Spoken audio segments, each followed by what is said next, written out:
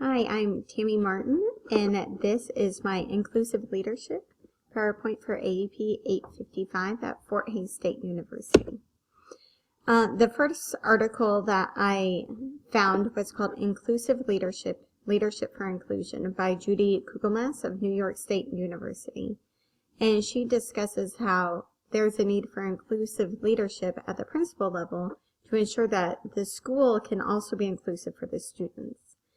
So she states that there should be shared leadership and the principal is the leader of the leaders.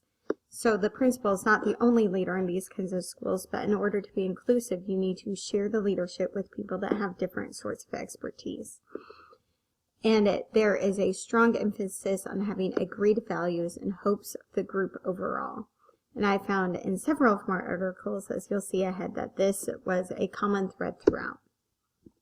So the traits of inclusive leadership in this article include understanding and appreciation of the expertise of others, knowing that the principal is not the only expert or the leader is not the only expert, but there are several people within the staff that maybe know better and can do better at certain things. You should have a collaborative interpersonal style. It shouldn't just be one person making the decisions, the choices, or finding what they think should be the mission, but working as a collaborative group to establish these things. Being very supportive of your staff, and then problem solving and conflict resolution skills. So the leader not only needs to be able to solve problems and resolve conflict, but probably should do this with the help of others as well.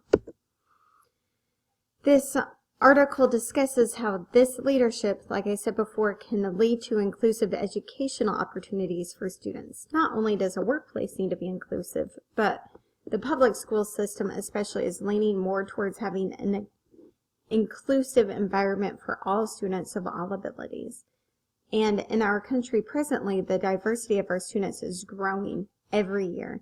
And having these inclusive opportunities is becoming more and more pertinent to the public school system. In this article, diversity referred to race, ethnicity, social class, religion, and ability. And that includes any student that's on some sort of individualized education plan or a 504 plan. This article really emphasized that sharing roles and responsibilities of leadership and creating a shared vision with all stakeholders is a way to ensure that leadership is truly inclusive and that each voice is really heard. As an administrator, I would use this information to help guide me in delegation of leadership opportunities and really emphasizes the importance of working towards one goal. Everybody can have individual goals, but the mission and the vision of the school should be shared by all stakeholders. Another article I read was by Jim Collins, who wrote the very famous book, Good to Great, and he talks about align action and values. And in his article, again, he emphasizes the importance of establishing a set of shared core values. And this really reminded me of ISLLC Standard 1 for school administrators, creating that shared vision for everyone. He states in his article that if you have a visitor that comes into your school, they shouldn't have to read your mission statement or vision to know what your school wants to do. They should be able to see it because it's living within the walls of the classrooms. They should know your mission and vision based solely on what they observe when they're there. One of the suggestions Collins makes in this article is to align the misalignments. And I thought that this was really cool because he says discussing that vision and that mission with your staff and then finding things that you do every day that maybe don't align to that mission and vision and what can be cut because they aren't a part of what you really want to do. They're not a part of your core values. And he suggests that using each employee to find these holes, to discuss these holes, and to share these holes. And oftentimes you'll find that they find the same misalignments. And then as a staff, you can create a repair for this misalignment or really just cut it off. And making sure that each voice is heard is another way to be an inclusive leader. He states in this article, and I think this is really important, that he's never encountered an organization, even a global organization, composed of people from widely different cultures that could not identify a set of shared values. I think that sometimes we make the excuse that we're too diverse or too different, and we need to remember these wise words of Jim Collins and really know that there is a set of core values or beliefs that people in one organization have, and we need to discover these. We can't just set them. Based on the readings and the leadership theories that we studied in this class, I need to be able to find a way to have an inclusive leadership style within my future in educational administration or being a principal.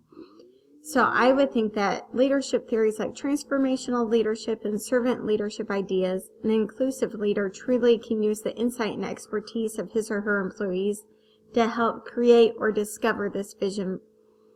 And as a principal, I would again use the ISLLC Standard 1 as a guide and use information gathered by employees and also in my research and study of the theories to help a staff discover these core values and establish a shared mission together to work towards. And then later we can look at any sort of misalignments or anything like the other article suggested. In the book, The Leadership Challenge, it suggested that leaders must have a strong hold of what their core values and beliefs are, and then the values of the organization. But they also suggest that leaders must hold others accountable to those values and standards. So before I become a principal, I really need to make sure I have a really strong grip on what my core values and beliefs are in the public school system and know them and make sure everything I do every day aligns with these values. And then establish that mission with the staff. Have everybody kind of discover our core values together, and then make sure that not only the leader holds each other accountable, but everybody on the staff holds each other accountable for upstanding these and keeping these values present every day. So in order to be an inclusive administrator, I would do the following things. I would make sure I take time to get to know all of the people on my staff and follow the suggestion of Jim Collins and allow the staff to choose some representatives, people they think are a true representative of the staff that can help identify the building's core values. Once the core values are established, ensure that I'm holding people accountable and everybody else is holding their peers accountable to following these values and making sure that our everyday actions represent our values and beliefs. And I also want to make sure I give the opportunity for shared leadership. Some challenges of inclusive leadership. A big challenge is always time. It's a great challenge to inclusive leadership is just the sheer amount of time it will take to allow for input from all stakeholders or to even find time to meet with a representation of the stakeholders and really looking at that core values and establishing that. Now also, a challenge I think is sensitivity. Myself, being a white female, might find it hard or be very sensitive to trying to meet the values of somebody that's from a different race or a male. So I think it's very important that you're very sensitive to everybody's beliefs and everybody's ethnicities and their background and their genders, and making sure that you find a way that you can connect with all these people, especially at that core value, and ensure that everybody feels like they're a part of the group as a whole. And the last one, and I think this will be a challenge for me, is that delegation and shared leadership. Sometimes it's hard to let go of things and allow other people to do something, especially when ultimately you're the person that it comes back on.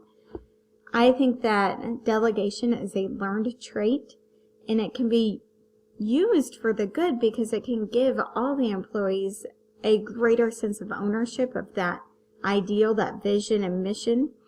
And 21st century leadership really requires that leaders are able to utilize the strength of their employees, and that sometimes the leader needs to follow them in their expertise and guidance. Within my research for inclusive leadership, you can see the 3 articles that I used. Well, 2 articles in a book. So the first is the article by Jim Collins called Aligning Action and Values. The second is the Leadership Challenge book that was required reading for the course. And the last is the article Inclusive Leadership, Leadership for Inclusion.